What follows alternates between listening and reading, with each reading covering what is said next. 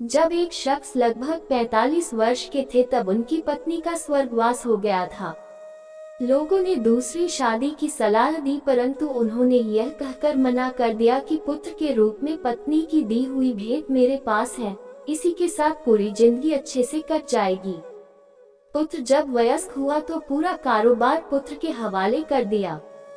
स्वयं कभी अपने तो कभी दोस्तों के ऑफिस में बैठकर समय व्यतीत करने लगे। पुत्र की शादी के बाद वह और अधिक निश्चित हो गए। पूरा घर बहू को सुपुर्द कर दिया। पुत्र की शादी के लगभग 1 वर्ष बाद दोपहर में खाना खा रहे थे। पुत्र भी लंच करने ऑफिस से आ गया था और हाथ मुंह धोकर खाना खाने की तैयारी कर रहा था। उसने सुना कि पिताजी ने बहू से खाने के साथ दही मांगा और बहू ने जवाब दिया कि आज घर में दही उपलब्ध नहीं है। खाना खाकर पिताजी ऑफिस चले गए।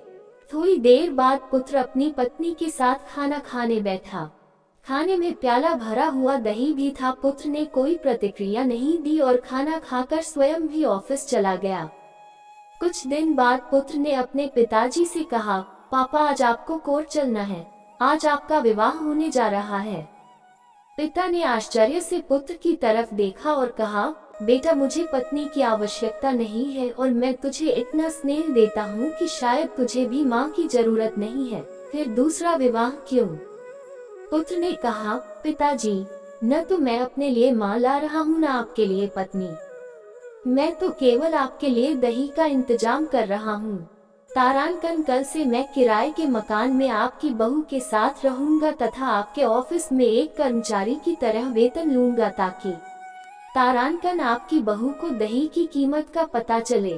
तारांकन अद्भुत, माँ बाप हमारे लिए एटीएम कार्ड बन सकते हैं तारांकन, तो हम उनके लिए तारांकन आधार कार्ड तो बन ही सकते हैं।